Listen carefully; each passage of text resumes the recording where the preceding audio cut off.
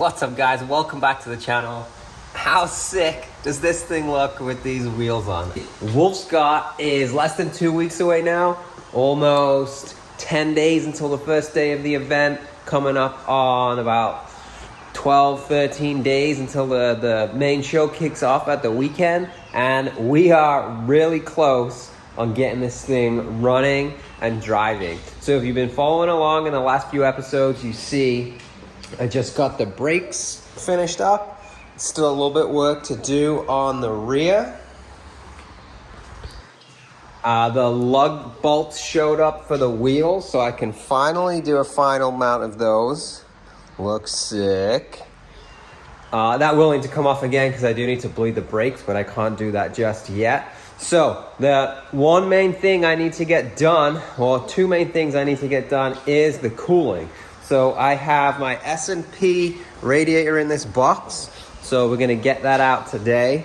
I have all my coolant hoses in that box right there. So I'm gonna mock all that up, figure out what I need to do for the cooling, wire in the fans on the radiator, and then once I've done that, there's just some wiring inside under the dash I need to figure out and reinstall the dash. This thing should be ready to go. So let's get into the cooling, the radiator, and those hoses.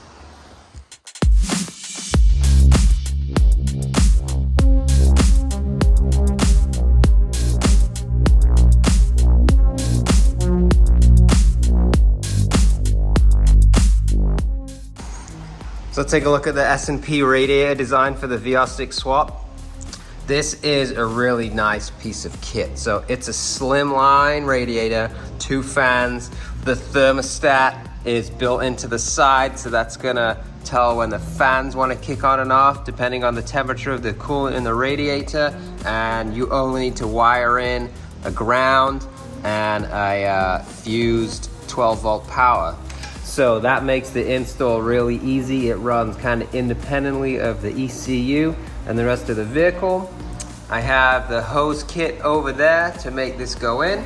And the reason why you need this radiator is because there is not a lot of distance between the top here and the intake manifold, and even less when you look down here between the alternator and this bit. So this radiator is designed to fit in under here.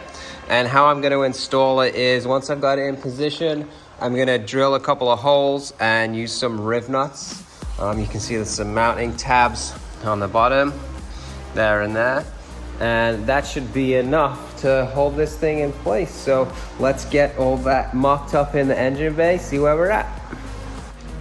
So got everything mocked up, got the radiator in a spot that I like.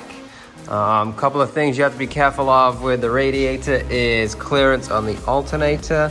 So it's gonna sit kind of about there. There's enough clearance there. If the engine moves a little bit on its mounts, it's level across the front. The other thing too is I did put back in the battery, and this hose kind of interferes with it a little bit. So I may either relocate the battery to the trunk, which is something I wanted to do anyway, or for a quicker fix, I might just try and find a smaller battery. Then all the other hoses, I haven't connected them, but there's the top hose, the bottom hose. This is the overflow that goes back into the factory reservoir. The lower hose there goes down into the thermostat housing. And then there's a third hose that you can't really see that goes up and over the top. You can see it right there. That would connect into the heater core under the dash. I am not running that currently, so I may either block it off or, using the extra hose in the kit, just loop it back on itself so there is still consistent flow of coolant through the engine block. So I'm gonna pull all these hoses back out, mark where I wanna drill and put in the riv nuts for the radiator and get that mounted in. It's kind of tight. I did have to separate the fans from the radiator to get them in and out. So that's another top tip for you if you're doing it at home. So yeah, let's get the radiator in.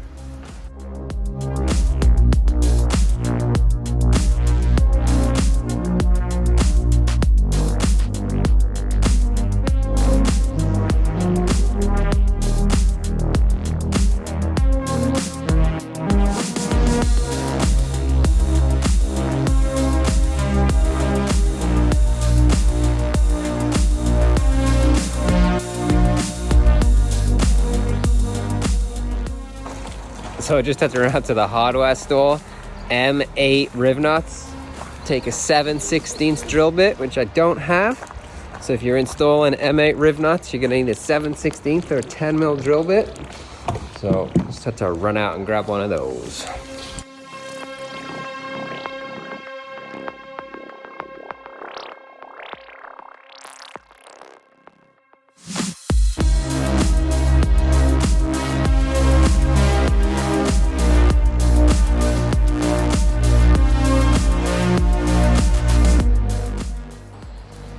Okay, I just got wicked sidetracked, like dog seeing a squirrel sidetracked. Some of the wiring I know I need to get done, and I need to do it before I put the coolant hoses in because they're gonna be buried underneath them all. So let me show you what I did. This one right here is attached to the engine block and the transmission right there, right in the middle on like a secondary nut that goes underneath the engine mount to the factory ground on that chassis leg.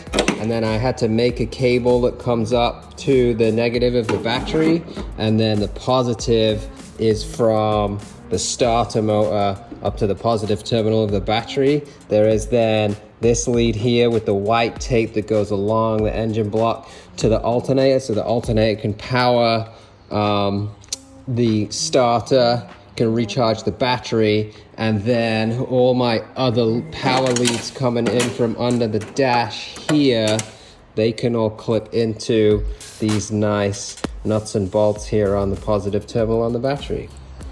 So uber sidetracked on that one, but needed to get it done. Let's get back to the radiator and the coolant hoses.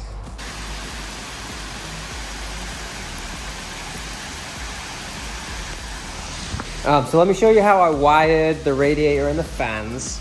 It's pretty simple. There is a ground that I put a terminal on. That one connects to the thermostat on the radiator. This one is your fuse power, so I just wired in an inline fuse. Same thing on here, that's a ground with a spade. And then in the engine bay, right here, is a bunch of grounds. So I just made like a 2-into-1 little adapter because there was only one spare spade on there. So yeah, that should get power and ground to the fans on the radiator.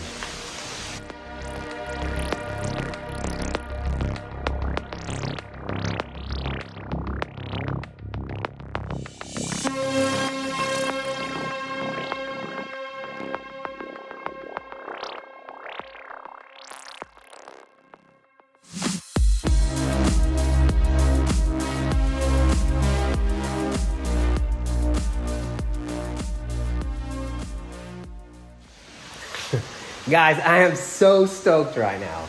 So stoked.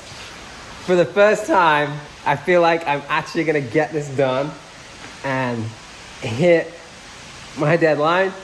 And you can see I'm kind of getting emotional a little bit. Kind of surreal. Let me show you what I did. So I spent the last couple hours messing around with the coolant hoses. You can see it is dark outside and it is raining still. So I have the radiator in, I have the coolant hoses in. I've got the original coolant overflow tank. All I need right now is a battery. I have all my connections ready for that. And the thing that I was messing around with is this back here. So these two hoses is what usually goes into the heater core. So I kind of had to block this one off because that was going to the water-cooled throttle body, which I'm not going to worry about. So I just stuck a bolt in that with a hose clamp. That should be fine. And then just used a male-to-male connector here. Little bit suspicious about it. We'll see if it holds. I think it'll be good, but that just bypasses the heater core, so it goes back in. Okay, this feels like a good place to wrap this one up. I'm gonna consider the cooling done. I just need to fill it up with some water. Last thing I have to do, I've got to change a bearing on the steering column. Got to finish up the brakes, a little bit of wiring under the dash, and this thing should be ready to go. So hey, once again, thank you so much for following along. It really means so much. Hit that subscribe button, hit that like button, and I'll see you next time.